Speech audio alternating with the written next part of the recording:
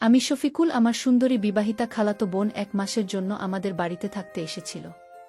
কারণ ওই সময় আমার আব্বা ও মা আমরা হজে যাওয়ার জন্য প্রস্তুতি নিচ্ছিল। তারপর আমার আব্বা মা যখন হজের জন্য বেরিয়ে পড়েছিল, তারপর সেদিন রাতে বাসায় আমি একাই ছিলাম। তারপর অর্ধেক রাতে মনে হলো কেউ যেন আমার পাশে শুয়ে আছে, আমাকে ছোঁয়ার চেষ্টা করছে। তারপর অনেক বেশি ঘাবড়ে গিয়ে চোখ খুলতেই দেখি আমার খালাতো বোন তো আমার চাদরের ভিতরে শুয়েছিল। আমাকে বলল, আমি খালাত ভাই আমার, তুই আমার কষ্ট জানিস না? জামাইবাবু আমায় তেমন একটা সময় দিতে পারে না। কি বলব, দুঃখের কথা, আমি অনেক কষ্টে আছি, তুই আজ আমার একটা কথা রাখবে ভাই। আমি তো খালাতো বোনের চেয়ে অনেক ছোট ছিলাম। আমি তার কথা বুঝতে পারছিলাম না। খালাতো বোন পাগলের মতো বলতে লাগল, ভাই আমি একটি বার তোমার সঙ্গে নিজের। এবং এই কথা বলে আমার খালাতো বোন যখন আমার সাথে এমন করল, আমি তখন চোখে ঝাপসা দেখতে শুরু করেছিলাম। আবার অনেক খুশি লাগছিল, কিন্তু আমি তখন বেহুশ হয়ে জ্ঞান হারিয়ে ফেললাম। যে কেউ আমার জায়গায় থাকলে জ্ঞান হারা হয়ে যেত, তার উপর আবার আমার খালাতো বোন, সে দেখতে অনেক সুন্দর ছিল। তারপর আমার যখন জ্ঞান ফিরে আসে, তখন আমিও সুযোগ পেয়ে আমার খালাতো বোনকে।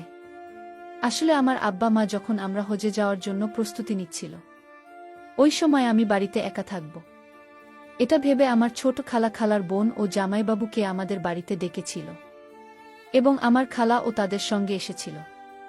আসলে ওই সময় কিন্তু আমার জামাইবাবু বলেছিল আমার খালাতো বোন স্বপ্নাকে নাকি এখানকার সব থেকে বড় ডাক্তারের কাছে চিকিৎসা করানোর জন্য অ্যাপয়েন্টমেন্ট নিয়েছে। তাই সে এই বাহানায় আমার বাসায় থেকে চিকিৎসা করাবে এবং আমার খাওয়া দাওয়ারও খেয়াল রাখবে। যেহেতু আমি বাবা মায়ের একমাত্র পুত্র সন্তান ছিলাম, আমার নিজের বোন বা দিদি থাকলে হয়তো আর কাউকে ডাকতে হতো না। তাও এমন নয় যে আমি কিছু রান্নাবান্না বা কোনো কাজ করতে জানতাম না। আমি মোটামুটি রান্নাবান্না করতে জানতাম। কিন্তু আব্বা মা ভেবেছিল আমার খালাতো বোন ও খালা আমাদের বাড়িতে এসে থাকলে আমার একাকিত্ব বোধ থাকবে এবং আমাকে কোনো কিছুর জন্য খুব বেশি কষ্ট করতে হবে না।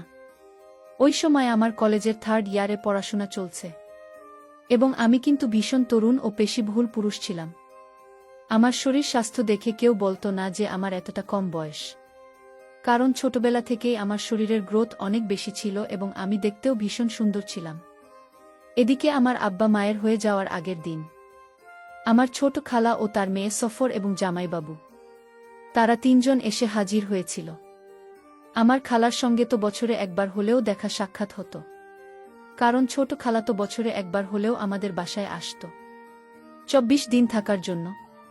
কিন্তু আমার খালাতো বোনের সঙ্গে প্রায় 4 বছর পরে দেখা হয়েছিল, কারণ সোফা আপু বিয়ের পরে সেদিন প্রথম আমাদের বাড়িতে জামাইবাবুকে নিয়ে এসেছিল এবং তার সৌন্দর্য দেখে তো আমি তার দিকেই তাকিয়ে থেকে গেছিলাম। বিয়ের আগে আমার খালাতো বোন আমাদের বাড়িতে আসতো এবং থেকে যেত, কিন্তু বিয়ের 4 বছর পরে আমি সেদিন তাকে প্রথম দেখেছিলাম। আমার খালাতো বোন সফরের যখন বিয়ে হয়ে যায়, তারপর এসে আমাদের বাড়িতে আসার সেরকমভাবে কোনো সুযোগ পায়নি এবং আমার খালাতো বোন সফল ও বয়সে আমার থেকে প্রায় 7 বছর বয়স ছিল। আমার ছোট খালার সঙ্গে আমাদের কিন্তু খুব ভালো সম্পর্ক ছিল, তাই আব্বা মা হয়ে যাবে এটা শুনে আমার ছোট খালা আমার কাছে থাকতে রাজি হয়েছিল। সেদিন আমার আব্বা মায়ের যাওয়ার আগের দিন রাতে আমি মাকে জিজ্ঞেস করেছিলাম যে ছোটকার সঙ্গে সমস্যা, আপু এবং জামাইবাবু কি 1 মাস ধরে আমাদের বাড়িতে থাকবে?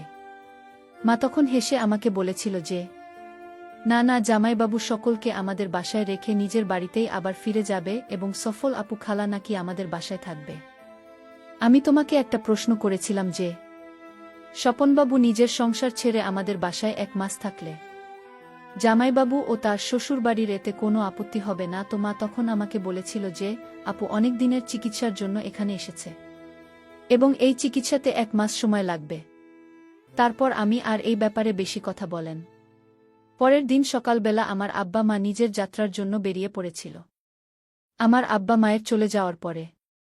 কিন্তু আমার খালাতো আপু, আমার খালা ও জামাইবাবুর সঙ্গে আমার খুব ভালো সময় কেটেছিল। তারপর জামাইবাবু আমাদের বাড়িতে 2 দিন থাকার পরে নিজের বাড়ির জন্য রওনা দিয়েছিল। আমার জামাইবাবু যখন আমাদের বাসা থেকে চলে গিয়েছিল, তারপরে সেদিন আমি আমার খালা মিলে যখন একসঙ্গে রাতের খাবার খাচ্ছিলাম, ঠিক ওই সময় আমি কিন্তু সফল আপুর সঙ্গে অনেক ধাক্কা করেছিলাম। বলেছিলাম, সফল আপু তুমি কত সুন্দর, কিন্তু তোমার বর ততটাই কুৎসিত দেখতে, আমার কথা শোনা মাত্রই জানি না কেন আমার খালাতো বোন রাগ করে। খাবার ছেড়ে টেবিল থেকে উঠে ঘরের ভিতরে চলে যায়। আমি তখন খেলার মুখের দিকে তাকিয়েছিলাম এবং ভীষণ লজ্জা পেয়েছিলাম এবং বুঝতে পেরেছিলাম যে আমি হয়তো একটু বেশি ঠাট্টা করে ফেলেছি। খালা তখন আমাকে বলেছিল আসলে পয়সা বালা দেখে নাকি সফল আপুর বিয়ে জামাইবাবুর সঙ্গে দিয়েছিল, কিন্তু সফল আপুর আমার জামাইবাবুকে নাকি পছন্দ ছিল না, কারণ সে খুব কালো কুৎসিত ছিল দেখতে। ওই সময় আমি বুঝতে পেরেছিলাম যে আমি আমার খালাতো বোনের সঙ্গে ধাক্কা করে তাকে কষ্ট দিয়েছি। তাই রাতের খাওয়া দাওয়ার পরে আমি তার ঘরে গেছিলাম তাকে সরি বলতে। তারপর সেদিন রাতে আমি যখন তার রুমে যাই তখন দেখি আমার খালাতো বোন ঘরের লাইট বন্ধ করে মন খারাপ করে বিছানা একদিকে চুপচাপ বসেছিল, এবং আমি যখন রুমে ঢুকে লাইটটা অন করে তার পাশে গিয়ে বসি এবং তাকে নরম স্বরে বলি, তখন সে নিজের আবেগ ধরে রাখতে না পেরে হঠাৎ করে কাঁদতে কাঁদতে আমাকে জড়িয়ে ধরে নিজের মনের কথাগুলো বলতে শুরু করে। আমি তো তাকে নিজের আপন মনে করে তার মাথায় হাত বুলিয়ে অনেক স্নেহ দিয়ে বলেছিলাম, আপু তুমি এ নিয়ে একদম মন খারাপ করো না, মানুষের চেহারাটাই সব কিছু নয়, চেহারার সৌন্দর্যের থেকে মনের সৌন্দর্য কিন্তু অনেক বেশি মূল্যবান ও কার্যকরী। পরের দিন সকালবেলা হঠাৎ করে আমার খালু ফোন আসে, এবং আমার খালুর সঙ্গে আমার খালা যখন ফোনে কথা বলে তারপরে সে অনেক বেশি কাজ শুরু করে এবং নিজের জামা কাপড় গোছাতে শুরু করে। তারপর খালাকে জিজ্ঞেস করতে জানতে পারি যে খালু নাকি সিঁড়ি থেকে পড়ে গিয়ে অনেক বেশি আঘাত পেয়েছে এবং তাকে হাসপাতালে ভর্তি করতে হয়েছে। এই কথা শুনে আমার খালার এদিন বাধ্য হয়ে নিজের বাসায় রওনা দিয়েছিল। না হলে তো আমাদের মাঝে একটাই কথা হয়েছিল যে যতদিন আমার বাবা মা বাসায় ফিরে না আসছে ততদিন ছোট খালা আমার সঙ্গেই থাকবে।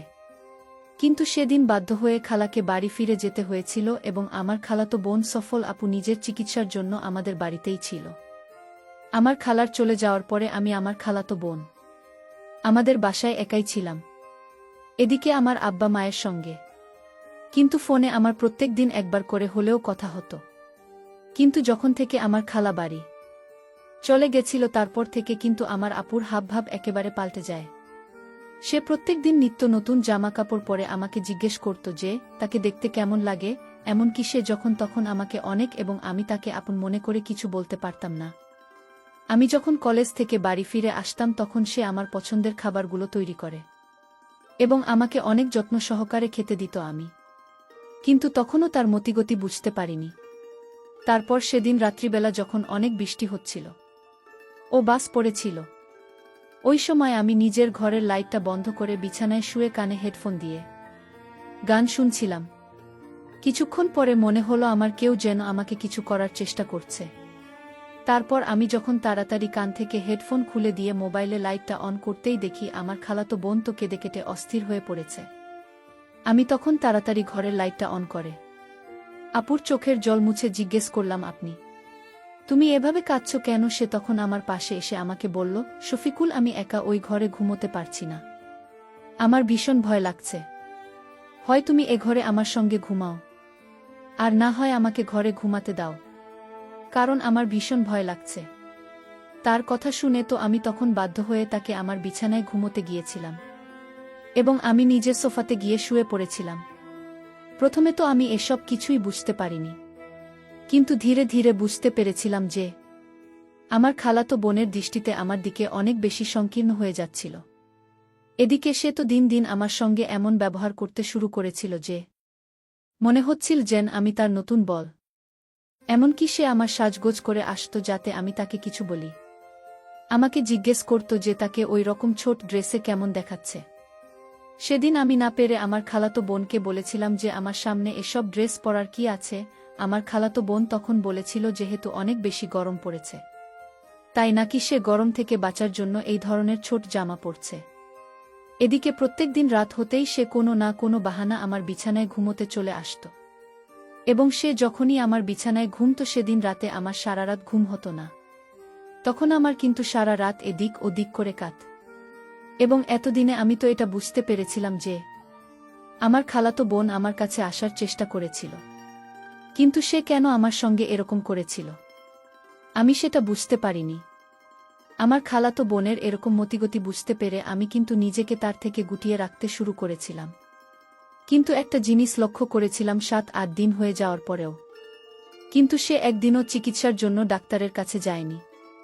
সেদিন আমি তাকে না পেরে জিজ্ঞেস করেছিলাম যে সে এখনো পর্যন্ত একদিনও ডাক্তারের কাছে কেন যায়নি।